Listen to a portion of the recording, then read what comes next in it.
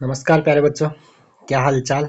I hope आप सब मस्त होंगे, मजे में होंगे, स्वस्थ होंगे और आपकी पढ़ाई मस्त चल रही होगी। तो मेरा नाम महेश शर्मा और अभी मैं चल रही है पीवाईक्यूज प्रीवियस ईयर क्वेश्चन की सीरीज, जिसमें अब आज करने वाले चैप्टर नंबर 13 यानी न्यूक्लियाई के पीवाईक्यूज पिछले 11 साल के 2013 से 2023 तक शुरू करेंगे 2023 से और कहाँ तक जाएंगे 2013 तक अपन चलने वाले हैं। तो चलिए आ जाते हैं, शुरू करते हैं।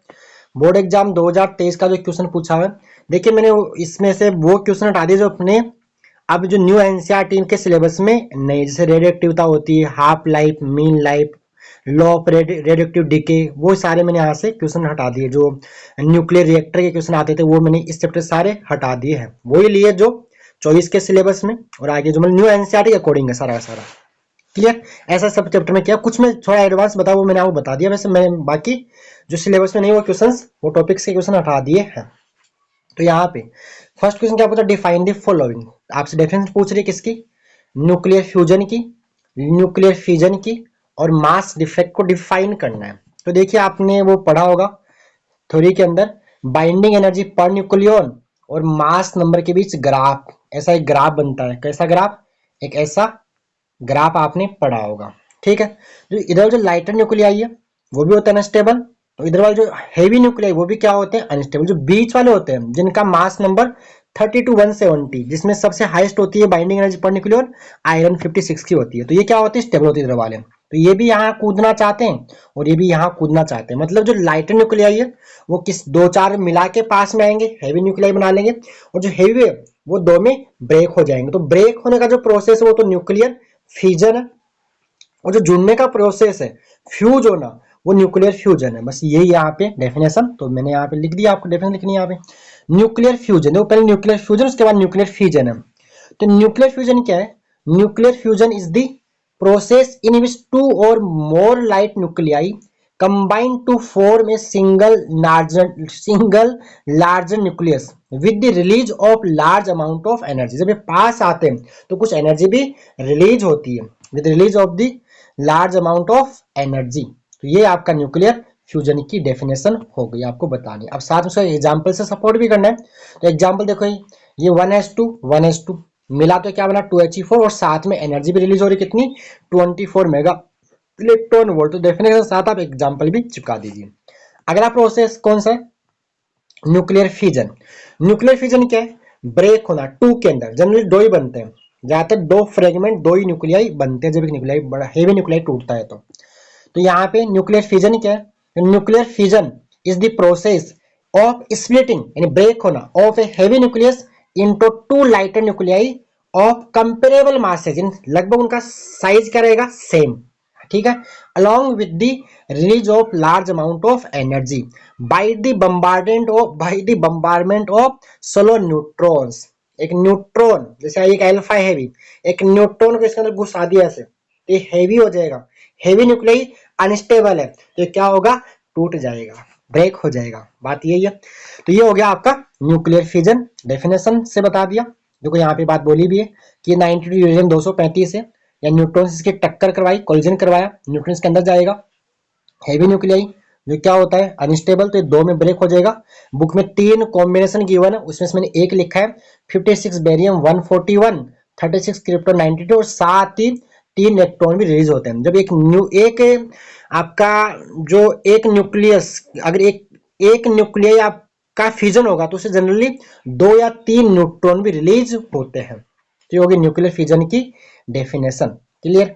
अगला है मास डिफेक्ट। तो देखो मास डिफेक्ट क्या होता है कि जब न्यूक्लियस बनता है तो न्यूक्लियस में क्या होता है, उसके जो एलिमेंट, उसके जो कॉन्स्टिट्यूएंट्स होते हैं वो क्या होते हैं, न्यूट्रॉन और प्रोटॉन। क्या होते हैं, जैसे मान लीजिए यहाँ पे ये एन एन एन और पी पी पी, ठीक है, ये पी पी, ये अलग अलग पड़े।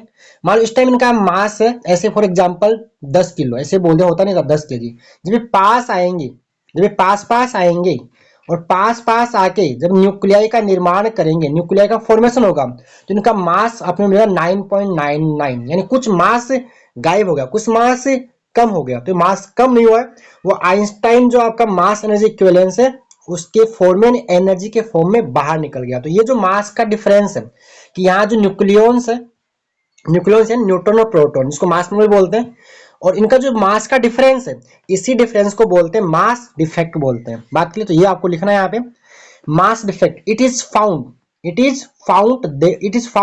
the mass of a nucleus is always less than the sum of masses its constituents nucleons. ठीक है, hence the difference in mass of a nucleus and its constituent nucleons is called the mass defect of that nucleus. Thus mass defect क्या होगा, total mass of nucleus minus total mass of nucleons. Nucleons means neutron और proton, sum of neutron and proton को बोलते हैं nucleons बोलते हैं, minus mass of nucleus. अब देख लीजिए कि मान लीजिए आपके पास जेड प्रोटॉन, अगर एक प्रोटॉन का मास एमपी जेड का होता है जेड एमपी, और आपके पास एन न्यूट्रॉन मान लो। अब न्यूट्रॉन क्या होता है अपन जानते हैं, N plus Z is equal to क्या होता है, न्यूक्लियॉन्स नंबर। तो न्यूट्रॉन का लिखेंगे अपन ए माइनस जेड, तो यहाँ न्यूट्रॉन में क्या लिखा है ए माइनस जेड। भाई एक न्यूट्रॉन का मास अगर mn है तो a माइनस जेड न्यूट्रॉन का मास कितना हो जाएगा, a minus Z into M N, जो total mass of nucleus minus capital M किसको बता रहा है, मास ऑफ न्यूक्लियस को। जो डिफरेंस है वही क्या होता है, मास डिफेक्ट।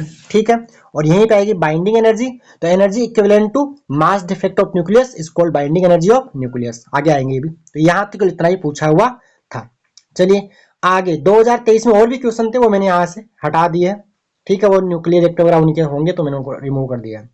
आगे आते हैं बोर्ड एग्जाम 2022 में। 2022 में ऐसे क्या पूछा हुआ है, write any 3 features of nuclear force. तो nuclear force always attractive in nature है, स्ट्रॉन्गेस्ट फोर्स ऑफ नेचर है, और ये चार्ज पे डिपेंड नहीं करता है। और भी आप देख सकते हो, तो यहाँ पे मैंने कुछ लिखा है, यहाँ पे nuclear force is the strongest force in the universe. Universe का, ब्रह्मांड का सबसे तगड़ा फोर्स है, सबसे मजबूत फोर्स है, उसकी लिमिट है, उसकी औकात है, वो न्यूक्लियस में लगता है। और न्यूक्लियस साइज क्या होता है, फर्मी मीटर 10⁻⁻15 मीटर में ही वो हैवी है, बाकी बाहर नहीं है, यानी ये शॉर्ट रेंज फोर्स भी है। Second, nuclear force does not depend on electric charge. ये चार्ज पर डिपेंड नहीं करता, भेदभाव नहीं करता, ये सब पर सिमिलर एक्ट करता है, चाहे न्यूट्रॉन न्यूट्रॉन हो, चाहे प्रोटॉन प्रोटॉन हो, ये सबको समान फोर्स, सब पर समान रूप से लगता है। ठीक है, it is not a central force, जैसा आपका इलेक्ट्रिकल फोर्स, जो इलेक्ट्रोस्टैटिक फोर्स है, और जो ग्रेविटेशन फोर्स, वो दोनों क्या होते हैं, सेंट्रल फोर्स होते हैं, वे ऐसा सेंट्रल फोर्स भी है नहीं है। और nuclear force is attractive in nature, ये नेचर में क्या होता है, attractive, always attractive in nature, ये हमेशा आकर्षण प्रकृति का होता है, प्यार वाला, बुलाता है, खींचता, आइए चलिए। ठीक है, आइए चलिए, ये क्या हुआ भाई साहब, चलो तो हो गया न्यूक्लियर फोर्स के लिए। अगला question number second, question number second को मैंने थोड़ा सा शायद चेंज किया होगा। हाँ, ये क्वेश्चन नंबर सेकंड में जब 2022 में what is mean by mass defect and nuclear binding energy, draw a graph between, ये कोई चेंज नहीं किया। चलिए आ जाइए, तो यहाँ पे देखिए क्वेश्चन नंबर सेकंड क्या बोला है, what is mean by mass defect, यानी मास डिफेक्ट से क्या मतलब है, तो ये तो अपने कर ही लिया है, मास डिफेक्ट क्या होता है, and nuclear binding energy, nuclear binding energy तो बता दिया अभी। ठीक है, draw a graph between mass number and binding energy per nucleon, यानी वो ग्राफ भी ड्रॉ करना है, किसके बीच में, ग्राफ में स्टार्टिंग में बना दिया अपने, बाइंडिंग एनर्जी पर न्यूक्लियन, ठीक है, और मास नंबर के बीच, न्यूक्लियन नंबर के बीच, न्यूक्लियंस के बीच। तो फर्स्ट मास डिफेक्ट कर लिया अपन ने, अभी किया था। बाइंडिंग एनर्जी क्या होती है, जो मास गायब हुआ, इज इक्वल टू क्या होता है, एम सी स्क्वायर होता है। इज इक्वल टू क्या होता है, एम सी स्क्वायर, कहां से आता है, आइंस्टाइंस मास एनर्जी इक्विवेलेंस से। अब यहाँ पे एम को लिख दो डेल्टा एम, तो ये आपकी बन जाएगी बाइंडिंग एनर्जी, यानी energy equivalent to mass defect. जो मास, जितना मास गायब हुआ वो किस में कन्वर्ट हो गया, एनर्जी में। यानी आइंस्टाइन के अकॉर्डिंग मास और एनर्जी दो अलग अलग चीजें नहीं है, दोनों एक ही है। मास को एनर्जी में और एनर्जी को, मतलब mass and energy are equivalent to each other, ठीक है, दोनों एक ही है। चलिए तो यहाँ पे, तो the energy equivalent of the mass defect of A nucleus is called binding energy, यानी फॉर्मूला देखो यह लिखा हुआ नीचे, डेल्टा इंटू सी स्क्वायर। ठीक है, ये डेल्टा की वैल्यू पुट कर दी, कहां से आता है बता दिया आपको ऊपर, उसके बाद यहाँ पे ये देखो, ये जो डेफिनेशन ना यहाँ पूछी हुई नहीं है 22 में, मैंने करवा दिया क्योंकि 2018 में पूछी तो उस क्वेश्चन को मैंने लपेट दिया यहीं पे। ये 2022 में यहाँ पूछी हुई नहीं, लेकिन मैंने ये पॉइंट यहीं पे आपको पढ़ा दिया है, ठीक है। बाइंडिंग एनर्जी पर न्यूक्लियन क्या है अगला, बाइंडिंग एनर्जी पर न्यूक्लियन। तो जो नाम बता रहा है binding energy per nucleon means एक न्यूक्लियन की बाइंडिंग एनर्जी, यानी binding energy upon nucleon number, mass number का जो रेशियो है उसको अपन क्या बोलते हैं, बाइंडिंग एनर्जी पर न्यूक्लियन। तो इसको यही बोलना है, it is defined as the ratio of binding energy of a nucleus to the number of nucleons A in that nucleus, यानी EB by A हो जाएगा। अब यहाँ EB की वैल्यू पुट कर दी और ये नीचे A लिख दिया। अब यहाँ पे ये जो ग्राफ बनता है वो ग्राफ ऐसा बनता है, ऐसे करके 3 बार ऐसे करके ऐसे कर देना है। कितनी बार, 3 बार, 1 2 3, ठीक है। ये बन गया बाइंडिंग एनर्जी पर न्यूक्लियन, ईबीएन और मास नंबर के बीच ग्राफ आपसे पूछ सकता है, तो ऐसे बना देना। शुरुआत में क्या हो, देखिए शुरुआत में देखो जैसे जैसे मास नंबर बढ़ रहा है वैसे वैसे बाइंडिंग एनर्जी पर न्यूक्लियन बढ़ रही है, और उसके बाद बाइंडिंग एनर्जी पर न्यूक्लियन वापस घट रही है, डिक्रीज हो रही है। और सबसे जो हाईएस्ट बाइंडिंग एनर्जी होती है पर न्यूक्लियन वो होती है आयरन 56 की, और ये होता है सबसे स्टेबल न्यूक्लियाई। आपसे पूछ लो example, give the example of stable nuclei, तो क्या होता है, iron 56 is the most stable nuclei, ठीक है। तो ये ग्राफ आपको आना चाहिए, ठीक है। यहाँ पे बाइंडिंग एनर्जी हो रही है, ये देखो ऊपर होता है एससीओ, हीलियम कार्बन ऑक्सीजन, हीको लीनो, ऊपर हीको आएगा, नीचे लीनो आएगा, लिथियम नाइट्रोजन और ऑक्सीजन। ये ऑक्सीजन 18 है, इसका आइसोटॉप्स है, और ये ऑक्सीजन 16, यहाँ पे सल्फर 32 है, और यहाँ 56 और यहाँ यूरेनियम 238 से 3-4 आप डेटा लिख देना। और शुरुआत करनी है H2 से, हाइड्रोजन 1H2 से, 1H2 से। तो ये बन गया आपका ग्राफ, किसके बीच ग्राफ बन गया, बाइंडिंग एनर्जी पर न्यूक्लियन और मास नंबर के बीच ग्राफ। बोलो क्लियर। चलिए ये तो आपका 2022। आते हैं 2021 में। 2021 में क्या पूछा है, define the following nuclear fusion कर लिया, 23 का फर्स्ट का सेकंड, और न्यूक्लियर फ्यूजन 23 का क्वेश्चन फर्स्ट का फर्स्ट, ये अपने ऑलरेडी कर लिया। फ्यूजन और फ्यूजन डेफिनेशन पूछी थी किसके अंदर, हो गया। आगे आते हैं बोर्ड एग्जाम 2020 के अंदर। वैसे क्वेश्चन है रेडियो एक्टिविटी का अल्फा बीटा गामा डीके का, हालांकि रेडियो एक्टिव लो वगैरह हटा रखे, लेकिन जब बुक खोलना उसमें alpha beta gamma decay given, alpha beta gamma decay given, तो मैंने ये क्वेश्चन ले लिया। तो अल्फा क्या होता है, थोड़ा सा बता दूं क्वेश्चन करने से पहले। अल्फा होता है न्यूक्लियस ऑफ हीलियम, यानी 2He4, 2H, अगर हीलियम न्यूक्लियस दोनों, मतलब हीलियम न्यूक्लियस, अल्फा क्या होता है न्यूक्लियस ऑफ हीलियम। बीटा क्या होता है, बीटा होता है इलेक्ट्रॉन -1 E0 और या +1, ये दो बीटा होता है 2 टाइप, प्लस माइनस और प्लस वाला। तो चलो बात ही करते हैं यहाँ पे। और गामा होती है इलेक्ट्रोमैग्नेटिक वेव होती है, गामा क्या होती है, इलेक्ट्रोमैग्नेटिक वेव होती है, ये पार्टिकल नहीं है। तो यहाँ पे क्वेश्चन क्या देखिए 2020 का क्वेश्चन ये बोला है, a radioactive nucleus D is decaying in the following way, यानी आपको एक रेडियो डिके इक्वेशन गिवन है। क्या बोला है, फर्स्ट 92 डी 235 अल्फा डिके हुआ, अल्फा फिर बीटा माइनस हुआ, भाई इससे D1 बना, उससे बीटा माइनस हुआ, फिर D2 बना, उससे अल्फा फिर हुआ, फिर D3 बना, उस पर गामा डिके। तो जो फाइनल जो D4 है उसकी क्या करना आपको, determine the atomic number and mass number of D4, जो फाइनल प्रोडक्ट बन रहा है उसका आपको मास नंबर, ये होता है मास नंबर, और ये होता है एटॉमिक नंबर, ये बताना है किसका, D4 का आपको बताना है। तो चलो स्टेप बाय स्टेप समझते हैं। सॉल्यूशन देखिए, ये इक्वेशन में लिखी, अल्फा जब डीके होता है ना, जब अल्फा डीके होगा, अल्फा डीके होगा तो मास नंबर 4 से कम हो जाएगा और एटॉमिक नंबर 2 से कम हो जाएगा। तो ये कितना होता है, 92 से 90, और मास नंबर 235 से कितना हो गया, 231। बीटा माइनस जब होगा, जब बीटा डीके होता है तो बीटा डीके में मास नंबर चेंज नहीं होता है, सिर्फ एटॉमिक नंबर चेंज होगा। अब एटॉमिक नंबर एक बढ़ सकता है, एक घट सकता है, तो यहाँ उल्टा याद कर लो, अगर बीटा माइनस है तो एटॉमिक नंबर बढ़ेगा, और बीटा प्लस है तो एटॉमिक नंबर घटेगा। लेकिन यहाँ क्या हो रहा है, बीटा माइनस, तो बीटा माइनस एटॉमिक नंबर 90 से 91 और मास नंबर में कोई चेंज नहीं होगा। फिर से अल्फा डीके होगा, अल्फा डीके के अंदर मास नंबर किससे, 4 से कम, एटॉमिक नंबर 2 से कम, और किसका, अब यहां से अल्फा निकला इससे, तो इसको लेना है, इसको नहीं देखना है, इसी में से। तो 231 से 4 कम करो 227, और 91 से 2 कम करो 89।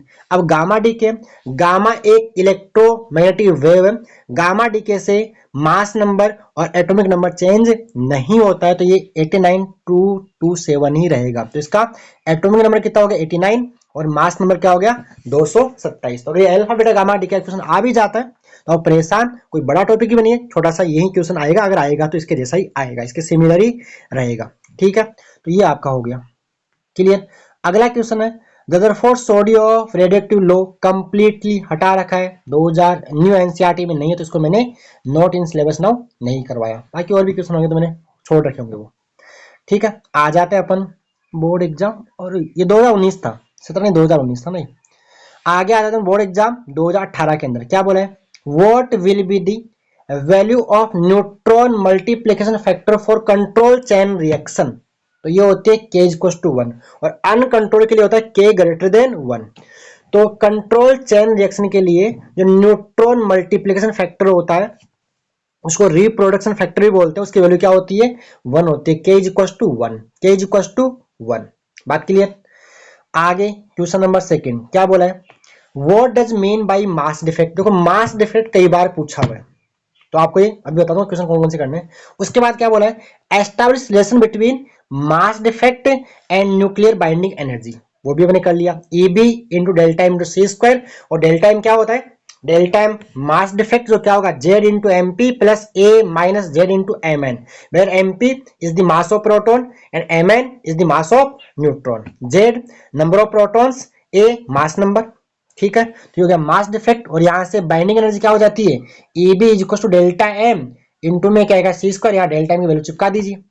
ठीक है, बाइंडिंग एनर्जी पर न्यूक्लियन चाहिए, इसमें एक आध डिवाइड लगा देना, अभी करे किया था अपने ऊपर। तो आगे ठीक है, ये तो हो गया, and hence right the expression for binding energy per nucleon. मैंने इसी क्वेश्चन को ये चीज वहां लिखवा के बाइंडिंग एनर्जी पर न्यूक्लियर डेफिनेशन लिखवा के ऊपर ही करवा दिया 2022 के अंदर ही हो गया।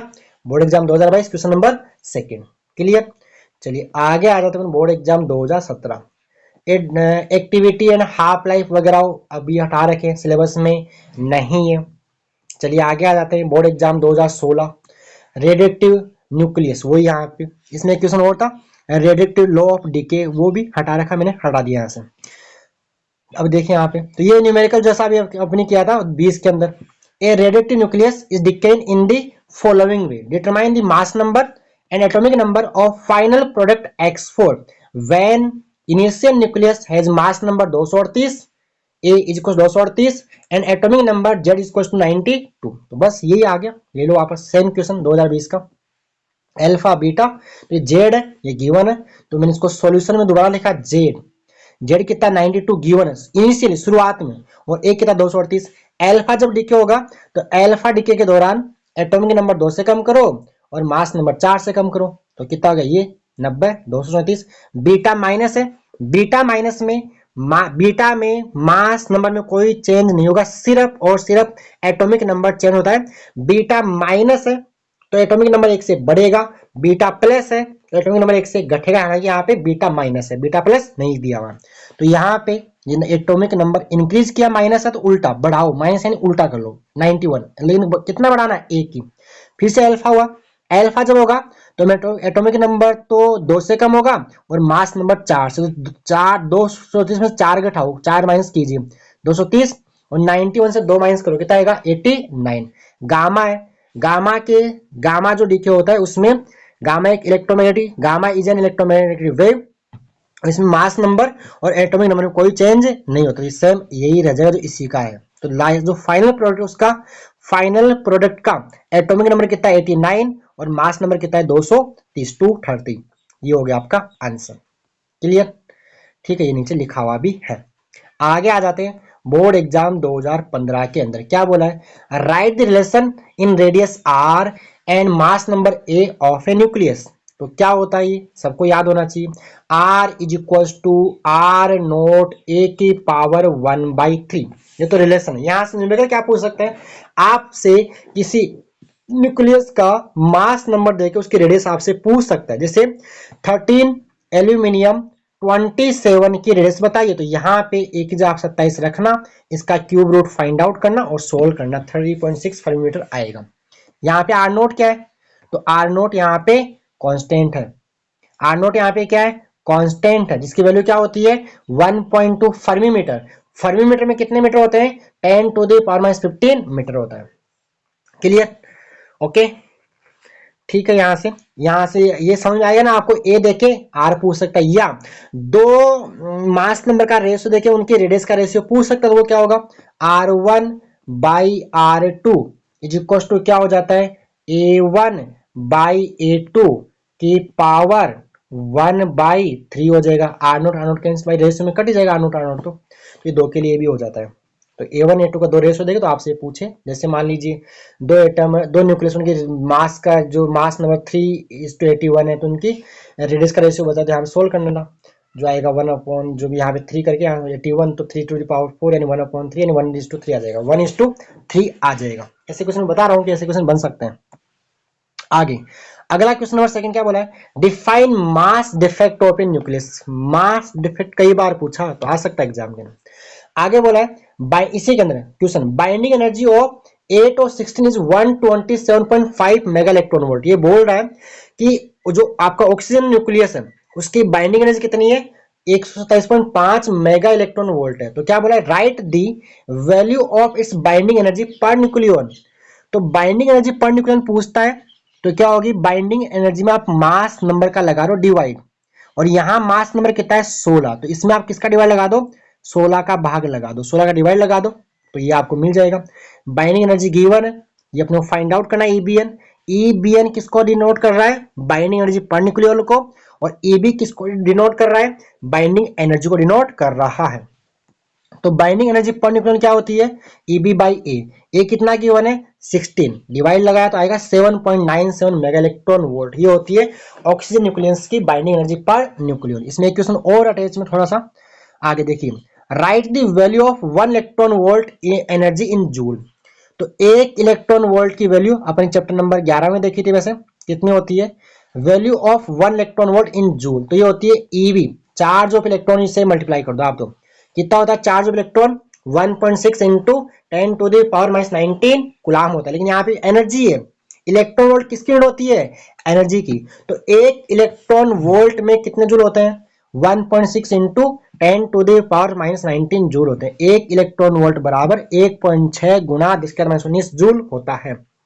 क्लियर, ये था आपका 2015। आते हैं नेक्स्ट 2014 के अंदर, ये बोर्ड के लिए इंपॉर्टेंट आ सकता है आगे भी, ठीक है, करना ढंग से इसको। क्वेश्चन नंबर यहाँ पे क्या बोला देखिए, from the equation R is equal to R naught A to the power 1/3 so that nuclear density is nearly constant. इन जो न्यूक्लियर डेंसिटी क्या होती है, वो कांस्टेंट होती है, मास नंबर पे डिपेंड नहीं करती। न्यूक्लियस के मास नंबर न्यूक्लियनों के नंबर पे डिपेंड नहीं करती है। वेयर आर नोट कांस्टेंट है और एक है मास नंबर है। तो सबसे पहले तो अपन बात करते हैं डेंसिटी होती क्या है। तो डेंसिटी होती है मास पर यूनिट वॉल्यूम। तो न्यूक्लियर डेंसिटी क्या होगी, मास of nucleus upon volume of nucleus रहने वाली है। अब बात करनी है मास ऑफ न्यूक्लियस क्या होता है। तो मैं आपसे एक चीज पूछता हूं कि आप केमिस्ट्री पढ़ते हो, आप लिखते हो 2He4, क्या लिखते हो 2He4, आप इसका मास क्या लेके चलते हो, क्या लेके चलते हो 4, क्या लिखते हो 4 किलो, 4 किलोग्राम, 4 ग्राम या 4 टन, क्या लेके चलते हो बताइए। बस यही हो जाएगा, यहीं से हो जाएगा कितना।